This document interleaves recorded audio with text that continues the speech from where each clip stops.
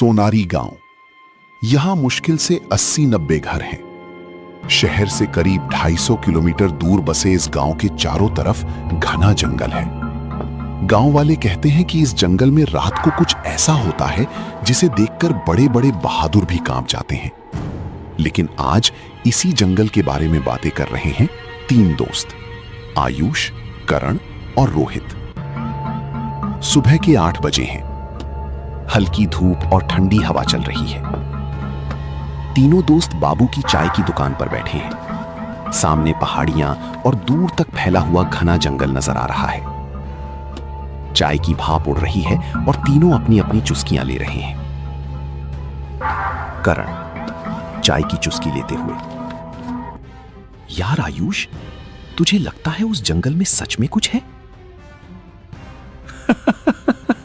अरे तेरी दादी हर रात कोई ना कोई कहानी सुना देती हैं। मुझे तो लगता है ये सब बस अंधविश्वास है। इस बीच रोहित चुपचाप चाय पी रहा था।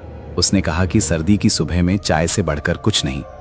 करण ने उसे चिढ़ाते हुए कहा कि उसे तो बस चाय और नींद से मतलब है।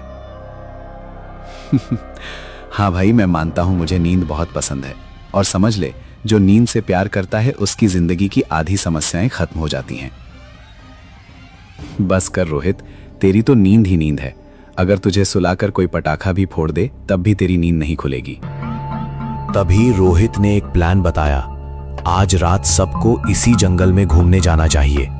आयुष चौंक गया। उसने कहा कि यह पागलपन है, रात में जंगल जाना बहुत खतरनाक है। करण ने भी बताया कि उसके पिताजी कहते हैं कि उस जंगल में रात को एक औरत रोती है। तो क्या हम तीनों साथ हैं? अगर कुछ हुआ तो एक दूसरे का ख्याल रखेंगे, डरना कैसा? नहीं, मैं नहीं आ रहा, मुझे बहुत डर लगता है ऐसी चीजों से। अरे डरपोक कहीं का, तू हर चीज से डरता है। बहुत समझाने के बाद आखिरकार आयुष तैयार हो गया। तीनों ने तय किया कि रात 10 बजे चाय की दुकान के सामने मिलेंगे। रोहित ने खाने का सामान लाने की बात कही, करण ने टॉर्च और रस्सी की, और आयुष ने अपनी हिम्मत भी साथ लाने को कहा। सब हंस पड़े। रात के 10 बज गए हैं। गांव में सन्नाटा है। सड़कों पर कोई नहीं, बस दूर दूर तक सियारों की आवाज सुनाई दे रही है। तीनों दोस्त बाबू की चाय की दुकान के सामने मिले। रोहित के हाथ में एक बड़ा बैग था। उसमें खाने का सामान था, पराठे, अचार, पानी और कुछ मिठाई। आयुष ने टॉर्च और रस्सी ली थी, साथ में एक छोटा चाकू भी, बस एहतियात के तौर पर। करण ने कहा कि अब देर ना करें और जंगल का रास्ता पकड़े। तीनों जंगल की तरफ बढ़ने लगे। रास्ते में चारों तरफ घने पेड़ थे। ऊपर चांद भी बादलों के पीछे छिपा हुआ था। बस टॉर्च की रोशनी से रास्ता दिख रहा था। यार, बहुत अंधेरा है, कहीं कुछ हो गया तो? हाँ, अभी से डरना शुरू कर दे। तभी करण ने सबको रुकने को कहा। उसने कहा कि उसे किसी औरत के रोने की आवाज सुनाई दे रही है। तीनों रुक गए। दूर से किसी औरत के रोने की आवाज आ रही थी। आवाज और नजदीक आने लगी। तीनों की धड़कनें तेज हो गईं। वे उस आवाज के पीछे चलते हुए एक पुराने बरगद के पेड़ के पास पहुंचे। वहां एक बूढ़ा आदमी बैठा था, बहुत पतला, सफेद कपड़ों में, लंबी दाढ़ी और बंद आंखें। बूढ़ा बिना आंख खोले, तुम लोग यहां रात में क्या कर रहे हो? ये जंगल रात में घूमने की जगह नहीं है। करण थोड़ा झिझकते हुए, हम बस घूमने आए थे बाबा। बूढ़े ने आंखें खोली और कहा कि देखने को तो बहुत कुछ है, लेकिन कुछ चीजें तो दिल से महसूस होती हैं। आयुष ने डरते हुए पूछा कि यहाँ क्या होता है और क्या यहाँ कोई आत्मा भटकती है? बेटा, 70 साल पहले इसी जंगल में एक लड़की मारी गई थी। उसका सिर काट दिया गया था। आज तक उसका सिर नहीं मिला। वो लड़की इसी जंगल में भटकती है, बिना सिर के, बस सफेद साड़ी में। बाबा, ये तो पुरानी कहानी है। चुप रह बेटा। जो चीज तूने नहीं देखी उसका मतलब ये नहीं कि वो है ही नहीं। अंधेरे में बहुत कुछ छिपा है।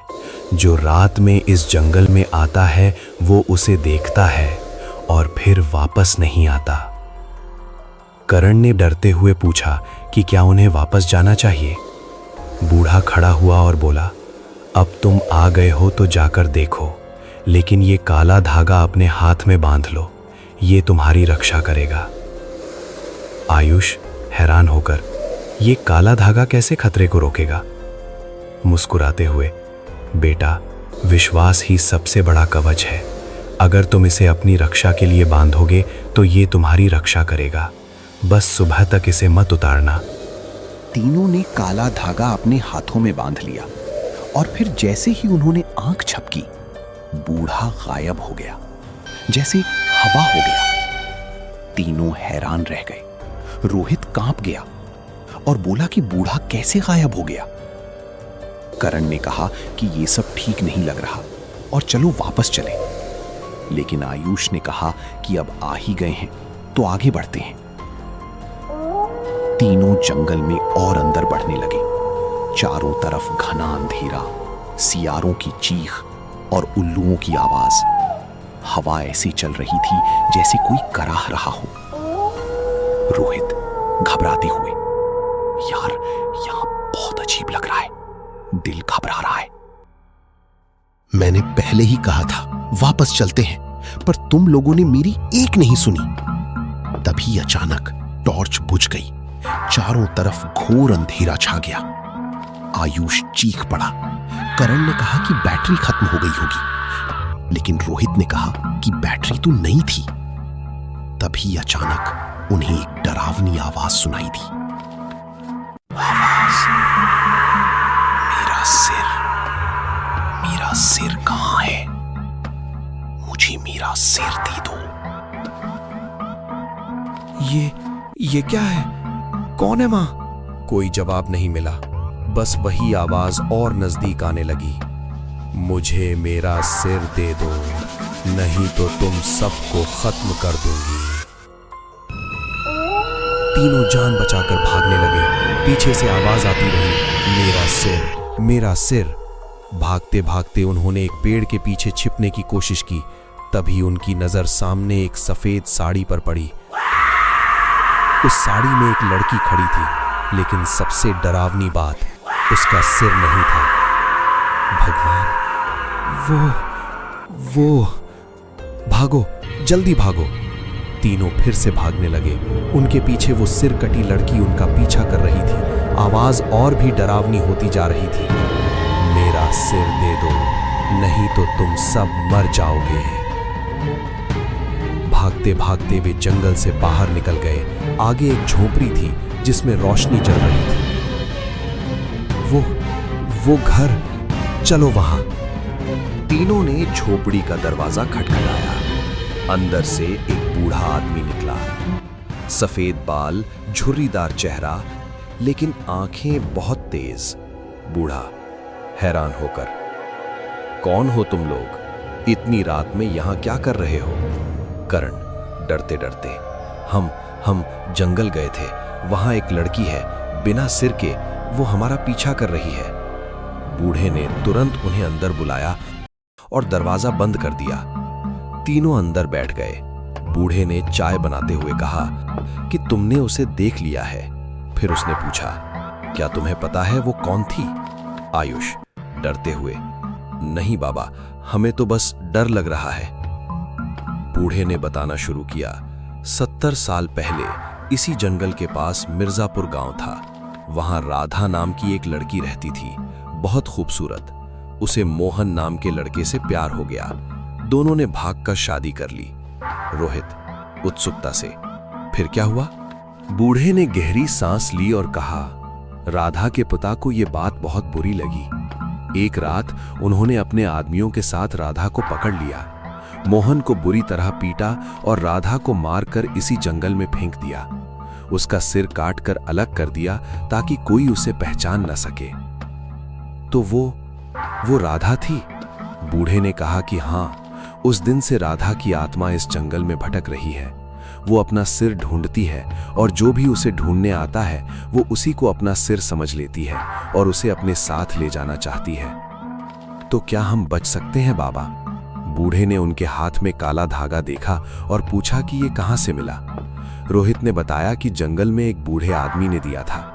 बूढ़ा मुस्कुराया और बोला, वो कोई बूढ़ा आदमी नहीं था, वो सिद्ध बाबा थे, एक संत जो इसी जंगल में रहते हैं। वही एकमात्र व्यक्ति हैं जो राधा की आत्मा को शांति दिला सकते हैं। तो क्या हमें वापस जंगल में जाना होगा? बूढ़े ने सिर हिलाकर कहा, नहीं, सुबह जब सूरज निकलेगा तो राधा की आत्मा चली जाएगी। तुम यहीं रुको और कल से रात में कभी जंगल मत जाना। तीनों ने वो रात झोंपड़ी में बिताई।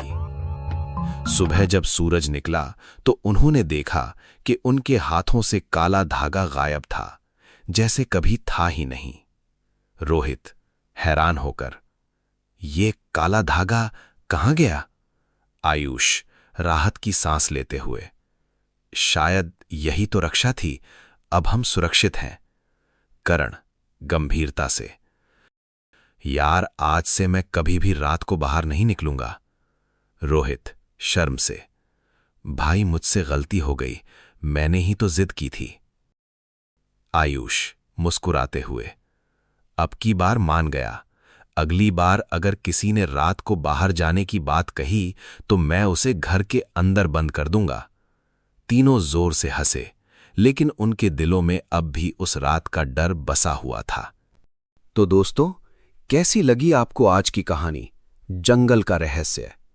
अगर आपको ये कहानी पसंद आई हो तो कमेंट में जरूर बताइए, और ऐसी ही और डरावनी रहस्यमयी स्टोरीज के लिए हमारे चैनल को सब्सक्राइब करिए हॉरर मून, और बेल आइकन दबाना मत भूलना ताकि हर नई वीडियो की सूचना आपको सबसे पहले मिले।